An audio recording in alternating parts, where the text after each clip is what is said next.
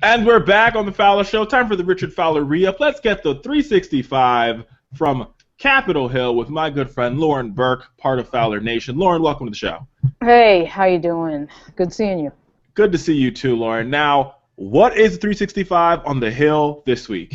Well, of course there is the August recess, which I'm sure Americans across the country are probably confused as to why there is a August recess when you have a Congress that has a historically low level of work that is completed. Actually, there were a few people who called for there to be a cancellation of the August recess. Some people think that that's kind of a stunt by some members, but I thought it was genuine and I thought it was real. So members are spending their time talking about health care across the country. You might have seen today that Patrick McHenry had a moment with a woman who lost her son to cancer because of a pre-existing condition. He had a genetic condition. And the insurance company said, look, that's pre-existing, and he couldn't get coverage. So I saw the video of her talking on TV, but I didn't see the part where she actually faces Patrick McHenry, who's a Republican in North Carolina, and says, look, why are you against Obamacare, which is what she told everyone in the news she's going to do before the meeting. That should be an interesting moment. Maybe we're seeing a tide turn with regard to the issue. Oh, I love that, and I think, the thing about this whole Obamacare debate that's crazy to me is that they voted 40 times to repeal it.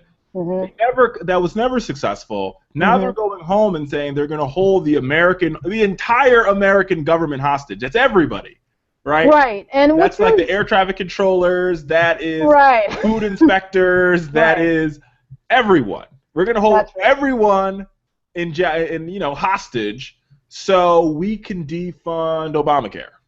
That's right, and I think it's a sad commentary, quite frankly, for the Republican Party, because it's not based on an idea, a disagreement, a specific ideological sort of policy idea thing. It's effectively, I'm not getting what I want, so I'm going to stop everything. And from the very beginning with this debate, Republicans really have never specifically said what they would replace President Obama's ideas with. So effectively you have the Alan Grayson reality, and Alan Grayson, of course, is a very heavy hitter, a congressman from Florida.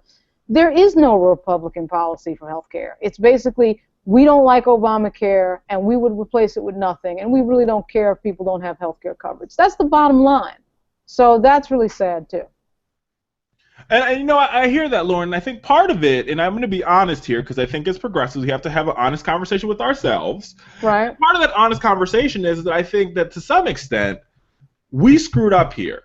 We let them continue to repeal Obamacare. We didn't talk about the good parts of the bill. We didn't talk about exactly how you get in exchange. And so there's all those pieces of the bill that make it amazing that us as progressives and Democrats, and I think for that matter the White House, they just didn't talk about.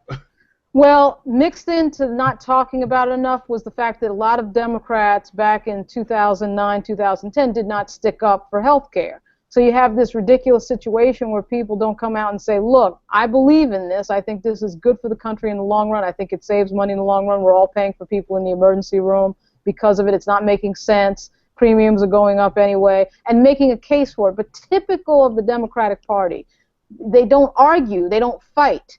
The Republicans, you have to commend them. They fight no matter what the policy is. The policy may not make any factual sense, and they fight to the death, and that's what you have to do in politics. And they don't do that. I mean, Democrats don't do that. And so, if you don't believe in something and people see that you don't believe in it, why are you surprised that people question it? And so the Democrats made, you're right, a very big tactical error in not explaining the bill and not fighting for health care. You had some Democrats that did, but a lot of them chickened out. And I hear you. I think we didn't have the fight for it, because I don't think no matter what it was, Lauren, and I hate to rehash the past, but even if it was a single payer, the Republicans would have opposed it regardless. It didn't matter what it was. Exactly, they were going to oppose it. Exactly right. I mean, there's this sort of fantasy world, and I quite frankly think that President Obama has made this mistake. It's an honest mistake, and I think he was operating in good faith when he did it.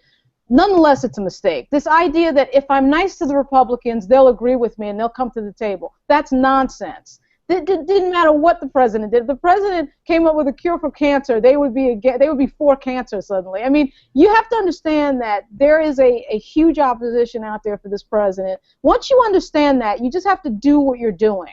So there's this kind of silliness that went on in 2009, 2010 with the White House strategy with regard to acting as if, oh, if we're nice and we invite them to receptions and invite them to forums on health care, everything will be great. No, the Republican Party's decision was to oppose the president no matter what, and you have to deal with that. So Democrats have to wake up that that's the strategy and stop pretending like, oh, if we give them an incremental thing here, if we compromise on this, everything's going to work out. It doesn't work that way. We wish it did, but it doesn't. It really doesn't work that way, Lauren. You cannot compromise on a lot of these things because this Republican Party is a party that does not believe in compromise. So, Lauren, that is all the time we have. We love having you.